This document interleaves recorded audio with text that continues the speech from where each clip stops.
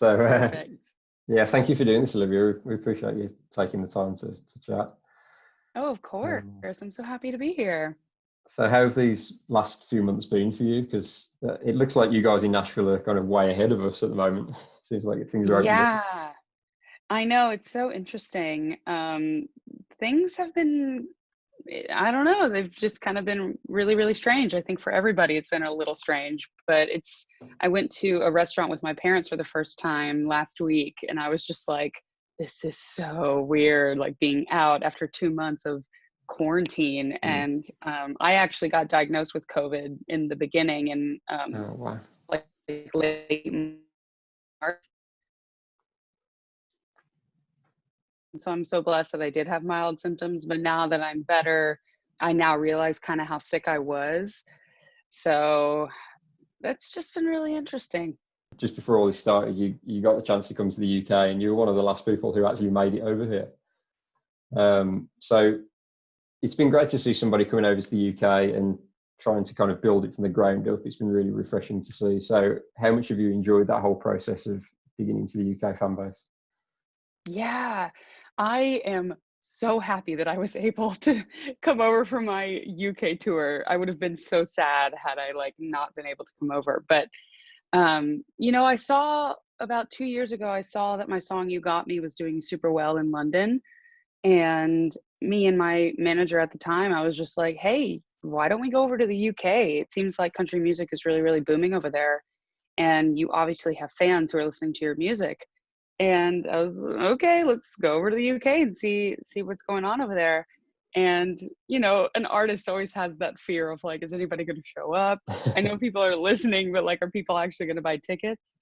And I was so happy to know. I mean, I played Manchester, I played London, I played, a couple of cities that I had never really even been to. And then this last tour, I got to play London, Bristol, Brighton, Glasgow, and Nottingham, which I'd never been to Nottingham. And then I showed up and there was like 100 people. And I was like, who are you guys? I've never even been to this city. But it's just so lovely to see how country music is booming in that part of the world and how my music has crossed an ocean. I mean, it's the coolest feeling in the world. And I just love coming to see y'all. Y'all are such an amazing, just like vibe of people. Y'all just love music and y'all digest music a little differently than we do over here in the States. So it's refreshing for And it's me. been great. It's been great to see the way that you've embraced our British act as well, our homegrown talent, because I know you've had like Jade Helliwell, who's a good friend of mine. She opened for you, and you played the roundup with Two Ways Home in the past as well. So has it surprised you how many country artists we actually have over here and the level of talent that we've got as well? Yeah, absolutely. I mean, it's for me personally as an artist, like I like to get immersed in the culture of Mm. wherever I'm going. I like to go eat the local cuisine. I like to meet locals and talk to them about, I want to know like the local jargon and the slang. Like I want to just dive right in. So for me, meeting local country artists, you have to get the lay of the land. And I really like to, like, for example, in Glasgow, like Gi at Yaldi means like, let's have a good time. I'm like, I don't know what that means, but it's fun stuff like that where, you have to ask the locals, and local country artists in the UK are just like, that's the way to go. And they know the lay of the land, and they'll teach you the ropes if you're Yeah, nice. yeah, of course. And the way you've done it over here, kind of building from the ground up, I would imagine is very similar to the way you've done it in Nashville, because you've been there for what, 7 years now? Am I right? Yeah. So what's it been like to be a part of that competitive scene? Because I would imagine there are moments where you doubt yourself and you go through difficult periods. So how's it been for I you? think I think it's the nature of an artist to doubt yourself. You're always doubting yourself. But you kind of have to make that turn for yourself where you just believe in that big dream so much. Because if you don't believe it, then how can you expect thousands of people to believe it? And that kind of translates into the songwriting and your message as an artist and what you want to say to the world. Um, but I think in Nashville, when I first got to town, like it was a little bit competitive, but a lot of that was pressure on myself. I was putting pressure on myself to be competitive against others, and I realized that that was not healthy. um, I realized I just needed to kind of focus on me and do the best that I can and be competitive with me and my music and try and write better songs and not try to keep up with the artist that's signed at a label, or not try to keep up with, artist over here. But like building yourself up from the ground up, like there's a nice feeling where you know that you authentically, the fans that are showing up to your shows now, they authentically understand you, and they authentically have seen your growth, and they'll grow with you. I think a lot of artists have trouble, like maybe their song explodes before they're ready, and sometimes they try to change too fast, or they try to grow too fast, and the audience is like, well, I love the song, but I wasn't really invested in you, so I'm not exactly sure how to digest what's going on. I'm trying to be the artist that's like, hey, go on this journey with me. I feel like it's been a blessing in disguise to sort of not have my really big breakthrough yet, because I'm able to develop my fans and grow with my fans as they're growing too. And it's cool. Well, I'm guessing the appearance on Songland last year must have helped in terms of the exposure and your kind of profile over there. How much of an impact did that have to your career? Yeah, those shows are interesting. I mean, I kind of took it as, wow, this is a big validation that I'm where I'm supposed to be as an artist and as a songwriter. Because at the end of the day, when they were picking songs, like they took the best songs. Like I submitted like 20 songs, and part of me kind of hoped they would pick this song, but kind of hoped they wouldn't, because I wanted it to save it for myself in the way that it was. But of course they picked it, because I knew, I was like, they're only going to take the cream of the crop. But being in that atmosphere with all of these great songwriters and all of my people that were on the show with me, all the songwriters, it was just validation of like, yeah, like this is where I'm supposed to be. Like I'm a professional songwriter, I'm a professional artist, and you got to have those little nuggets along the way to keep you going. Like, oh, okay, I'm doing well, or okay, this is like a nice little validation. But it did bring me a lot of new fans. Every time the show comes back on, right now they're on season 2, I'm having people going back and watching season 1 and seeing me on there, and a lot of people kind of champion the way that my song was originally. So that was really nice. And it's just Well, I was going to ask you about that, because I've seen a couple of clips of Songland, and when they are literally sort of ripping your song apart and making it their own in some ways, were you offended by that in any way, or is it a case of like, these guys are just the legends, I'll let them deal with it and do what they want with it?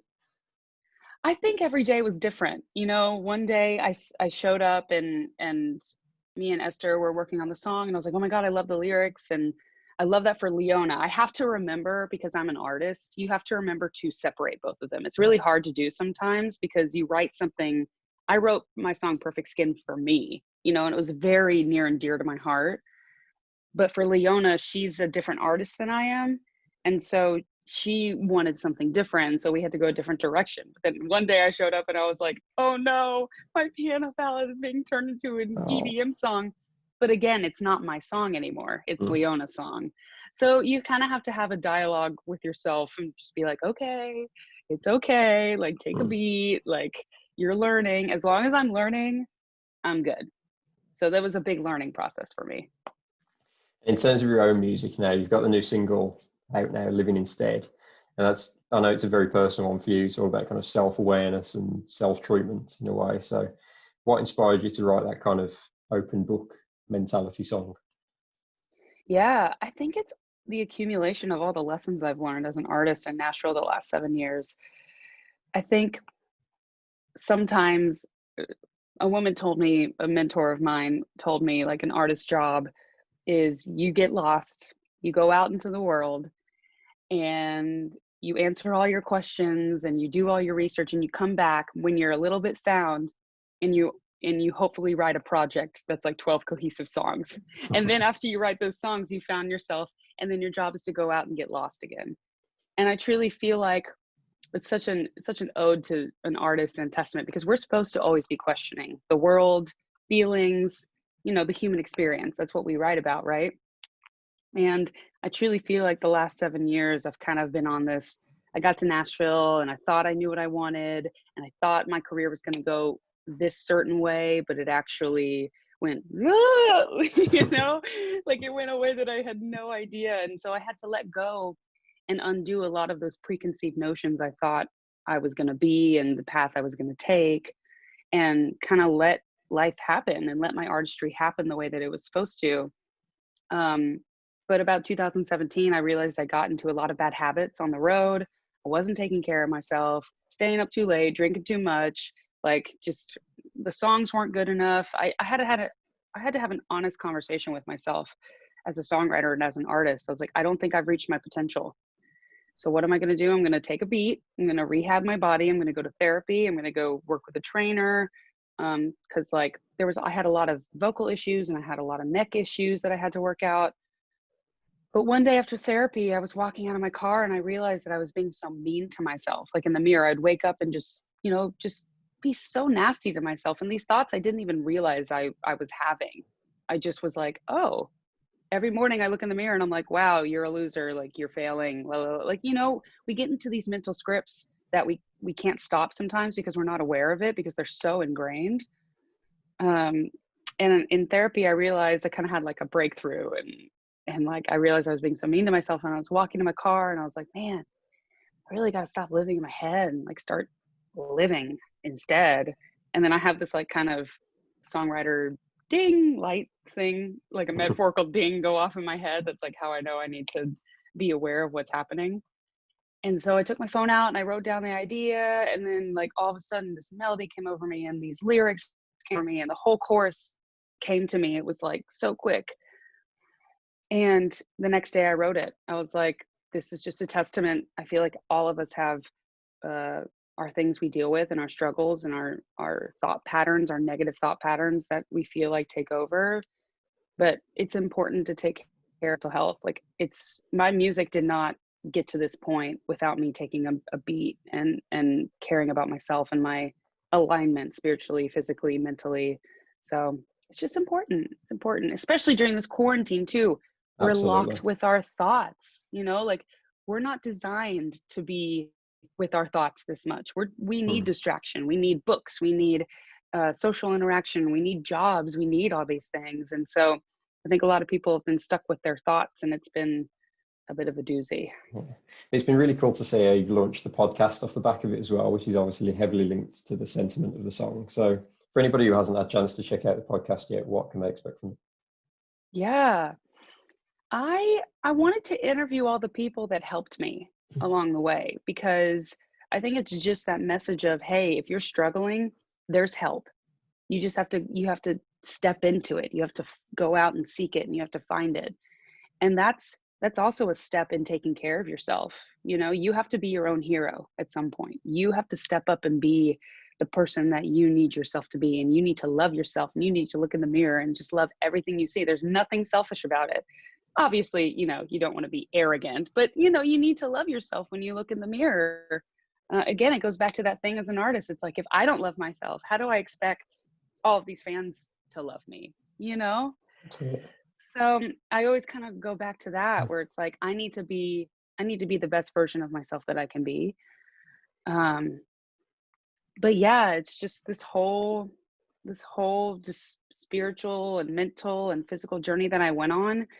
And all of these people, my vocal coach, my trainer, my stylist, Peaceful Barb, who she's amazing if you don't follow her. She has a Peaceful Mind, Peaceful Life is her Instagram. She's fantastic. But she inspired me to kind of cleanse my social media. It trickles down to like the basic necessity of logging onto your Instagram, But I kind of see this podcast kind of taking on its own life. I'm interviewing Mickey Guyton next week, and I have a couple artists lined up like Kaylee Shore, which I'm super excited about. But in people and hearing their stories are the most powerful thing we have to share. And everybody has their own journey. Everybody has a lesson that they can give and that you can learn from. And I just love the life that this podcast is taking on because I didn't really know what I was doing, to be honest. Getting into it, I was like, I don't know how to be a podcaster, but I'm gonna try. Yeah, but that's what makes a good podcast. If it's someone who's got no experience of it and just rolls with it, that's what makes it good. Right, exactly. Why people want to listen to it. Right, exactly. So I dove in, and it's actually turning out to be something really, really cool. And I can't wait to see it progress. Like continue it down the line, which I'm excited about. That's awesome. And coming back to the music as well, I feel like the recent stuff you've been releasing, not just the new single, but as far back as the EP that you released last year, it's shown a much more kind of raw, vulnerable side to your music and Yeah, your personality. Has that been a conscious switch to that, or did it just happen organically? absolutely. It was very conscious. I started working with a new team when I got off the road in 2017. And we sat down and had an onboarding where basically they kind of looked at all of the music I'd put out, all of the social posts I've made. And at the time, I mean, it was so overwhelming because I was just like, it's a weird thing as an artist to be the artist, but then also to, from a business standpoint, objectively look at yourself and like what your brand is. And it's like, but I'm just me, I don't know. So you got to have people that help you. And at the time, Fox was a company, they're a marketing team in Los Angeles, based in Los Angeles. And Olivia, the woman who told me that line about going out, getting lost, and coming back and finding yourself, she was on the team, and we really talked about, like, you know, everybody knows the Olivia, the positive, the sunshiny, the make my own girl, and that's obviously a big part of you. But you need to explore what vulnerability means to you. You need to explore those deeper messages that you have within yourself, because every artist does. You just have to know and figure out what that is for you. And that was so intimidating for me. I was just like, I don't want to do it. Nah, like, but it was so necessary, because actually a lot of what I had to do was fix myself, was to dive into the more vulnerable parts of myself and realize where I wasn't letting people in, and realize where I was not treating myself well. And I had to look at all of those kind of dark and not pretty parts of myself and analyze those. And actually it just kind of all started to trickle into my music the more that I dove into the deeper, not quite most fun parts of myself, but also realizing that there's beauty in all of those broken parts. And it kind of just started to infiltrate all my life, like my music, my artistry, my friendships, my coworkers. Everything started to change when I started to dive into that more vulnerable part of myself. So it wasn't necessarily always fun, but it was absolutely necessary. And just before I let you go, Olivia, just want to talk about the plan moving forward. Have you got stuff in the can that's ready to go, or are you hoping to record? I mean, I'm guessing it's pretty difficult to record stuff at the moment, but what's the plan moving Yeah, forward? I was lucky. I got all of my music done before this whole quarantine hit, which That's has been good. a blessing in disguise. I mean, like, yeah. So we've been going back and forth online with mixing. I mean, if there's any blessing that's come from this quarantine, I'm sure there's a few, but it's really pushed artists to be savvy on social media. Like, there's no excuse to not have a co-write anymore over Zoom, because you can do it. You know, obviously we would like to be in person, but you know, I've been mixing my record on the internet when normally we're all in a room or we're making decisions. But it's really been this beautiful renaissance of how do we keep art going in a virtual world. But I've got new music coming in June. What we're doing is we're releasing a single every month, and then it'll be leading up to a longer project, whether it's an EP or I keep putting the album thing out there, and I'm just not sure. My team is like, I don't know. But I have enough music to make an album, so we'll see. Yeah, I'll say fingers crossed. Well, Olivia, I'm going to let you go. Thank you so much for doing this. Thank you, That was like the Dan. fastest 20 minutes ever. Oh man, but see, this is exactly what's happening in the podcast. I'm realizing that an hour goes by. Yeah. It's so crazy. Like when you just have good conversation, it's like, whoa. But yeah, I'm going to let you go and carry on. But yes, thanks so much for getting involved and doing this today. And yeah, we'll hopefully catch up soon at some point. Of course. And keep coming Thank to you see so us in the much. UK. Keep coming over. Absolutely. I'll be back, I All promise. right. Nice one, Olivia. I'll speak to you later. Bye.